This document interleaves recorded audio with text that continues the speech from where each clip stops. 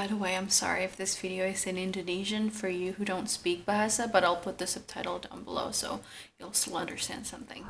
Jadi hari ini seperti yang disarankan beberapa teman-teman gue akan ngomongin tentang visa dan pervisaannya. Gue belum ngomonginnya udah lelah, jujur ya. Karena memang visa ini salah satu proses yang cukup menguras gak cuma biaya, energi, dan juga emosi. Gue akan khususnya membahas tentang visa Schengen, khususnya lagi tentang pendaftaran visa Schengen ke Swedia. Karena gue udah berpacaran dan akhirnya sekarang nikah sama Sebastian, dia warga negara Swedia, jadi itu adalah destinasi utama gue. Nah, kalau misalnya ini pertama kali kalian klik video gue, selamat datang. Hai, nama gue Karin. Gue bikin video biasanya tentang kuliah di luar negeri, beasiswa, dan khususnya sekarang kehidupan gue di Swedia. Jadi, biar gak ketinggalan, jangan lupa subscribe dan kita langsung bahas visa. Please note bahwa ini informasi yang general, umumnya terjadi tanpa wabah corona. Nah, virus Schengen itu apa sih? Virus Schengen itu Visa Schengen itu apa sih? Visa Schengen itu adalah visa atau izin berkunjung kepada kita yang mau berkunjung ke negara-negara yang ada di Schengen area. Ada 26 negara di wilayah Eropa. Negaranya adalah Austria, Belgium, Republik Ceko, Denmark, Estonia, Finlandia, Prancis, Jerman, Yunani, Hungaria, Islandia, Italia, Latvia, Liechtenstein, Lithuania, Luxembourg, Malta, Belanda, Norwegia, Polandia, Portugal, Slovakia, Slovenia, Spanyol, Swedia, dan Swiss. Kalau misalnya kita sudah memegang visa Schengen untuk berkunjung ke salah satu negara itu, berarti kita juga bisa mengunjungi 25 negara yang lain. Karena Schengen area artinya tidak ada border imigrasi di antara negara-negara tersebut. Ada satu hal lagi yang perlu dipahami dari awal, bahwa ada perbedaan antara visa atau izin berkunjung secara temporari dan jangka pendek dan residence permit. Nah, visa itu biasanya hanya berlaku selama 90 hari. Sedangkan kalau misalnya kita mau kuliah di salah satu negara Schengen, atau kita mau tinggal di sana, kerja di sana selama lebih dari 90 hari, term yang digunakan adalah residence permit ya. Visa itu lebih ke yang jangka pendek, sedangkan residence permit itu adalah izin tinggal secara jangka panjang. Kalau mau daftar visa Schengen, pertama gue sangat sarankan kalian untuk buka websitenya VFS Global. Visa jangka pendek itu ada banyak banget jenisnya ya. Nanti bisa dilihat sendiri ke websitenya VFS, tapi yang gue pernah gunakan itu hanyalah 2 jenis visa. Yang pertama visa turis, yang kedua visa untuk mengunjungi teman atau keluarga atau kerabat gitu ya. Nah, yang pertama akan gue bahas adalah visa mengunjungi keluarga, teman, dan kerabat ya. Untuk kita orang di luar Swedia yang ingin mengunjungi teman atau keluarga, kerabat yang secara legal bertempat tinggal di Swedia. Dokumen-dokumennya tuh apa aja sih yang mesti dilengkapin ya? Secara garis besar, pertama harus mengisi form aplikasi visa Schengen oleh yang mendaftar, dan itu nanti akan ada fotonya juga dan ada tanda tangan yang mendaftar. Kemudian paspor yang kita punya itu harus valid, paling enggak ada jangka waktu 6 bulan sebelum expire. Terus kemudian medical insurance ini minimum coverage-nya 30.000 euro. Sebenarnya kita gampang aja sih, tinggal datang ke penyedia jasa travel insurance, terus tinggal bilang aja untuk Schengen visa dan mereka biasanya tahu gitu ya.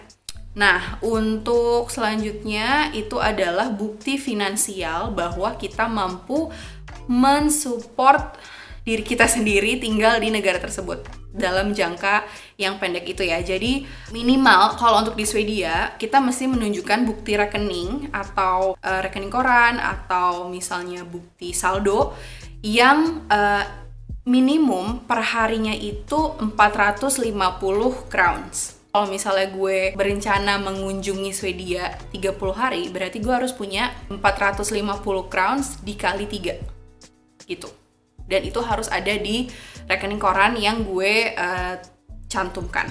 Rekeningnya ini bisa dari kita sebagai pendaftar atau keluarga yang mengundang kita dari Swedia atau teman yang mengundang kita. Karena kan ini visa untuk mengunjungi teman, keluarga, atau kerabat di Swedia kan, harus ada dokumen yang menunjukkan bahwa kita itu sekeluarga. Kalau emang ngunjungin keluarga, misalnya gue mau mengunjungi adik gue atau kakak gue yang ada di sini, jadi gue harus menunjukkan kakak. Atau misalnya gue mau mengunjungi suami gue, jadi gue harus menunjukkan buku nikah, seperti itu ya. Jadi harus ada bukti bahwa memang yang dikunjungi itu keluarga. Kalau kita mau mengunjungi teman, ini ditulis di sini ya, harus ada dokumen yang menunjukkan bahwa kalian pernah bertemu secara langsung dan kontak secara reguler. Jadi bisa jadi foto ataupun bukti chat gitu.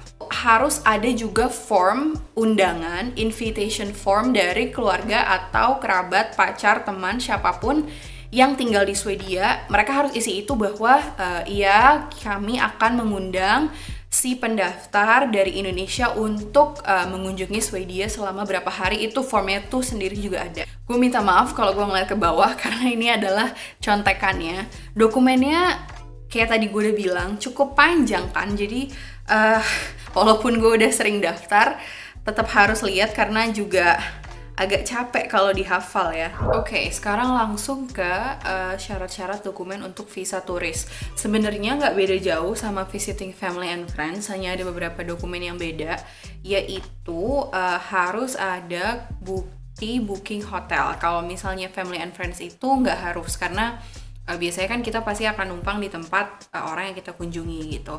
Nah, mungkin tadi gue lupa sebutin juga untuk visa family and friends itu harus juga ada bukti tiket pulang pergi pesawat ya.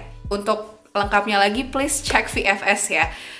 Cuma setelah nanti kalian udah kumpulin semua formulirnya, ini harus di print. Nah, setelah itu kita booking appointment lewat websitenya VFS. Kapan kita datang ke kantor VFS. Dan kalau di Jakarta itu di Kuningan City. Nah, kita datang sama semua dokumen-dokumen kita untuk kita kasih ke nanti admin yang bertugas ngecek apakah udah sesuai semua untuk mereka bawa ke Embassy of Sweden gitu kan. Selain itu, tidak ada gratis yang di dunia ini, jadi sudah pasti kita harus membayar. Kalau untuk visa turis itu harganya 1.260.000 untuk dewasa.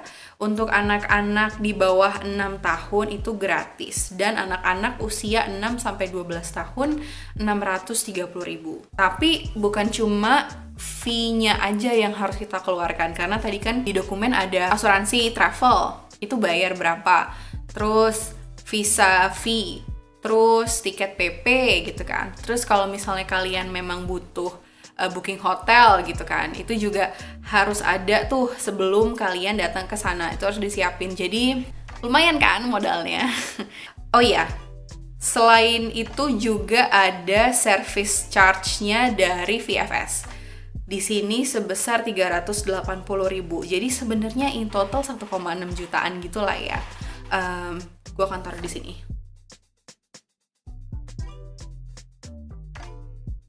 Nanti setelah ngasih dokumen, kalian harus nunggu lagi untuk difoto sambil agak diwawancara sedikit gitu. Habis itu juga diambil cap jarinya, seperti itu. Nah, kalau udah kalian pulang, nanti bisa juga ada option kalau misalnya visanya itu mau dianterin, mau lewat delivery, atau kalian collect lagi ke VFS. Kalau collect ke VFS itu gratis, kalau delivery itu bayar, dan juga nanti kalian akan di-notify ke email atau SMS. Seperti itu, daftar lewat VFS.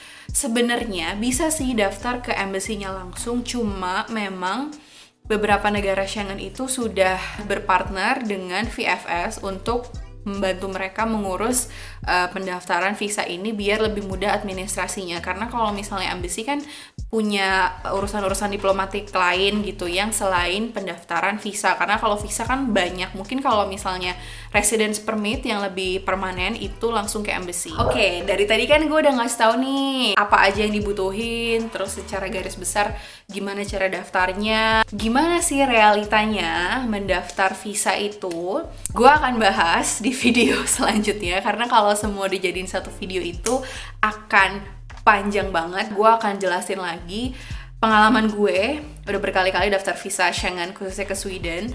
Abis itu kenapa gue belum daftar residence permit padahal gue udah nikah sama orang Swedia. Terus juga hal-hal lain dan mungkin keluhan-keluhan gue lain tentang pervisaan ini. Gila cuy, gue daftar visa-visaan mulu.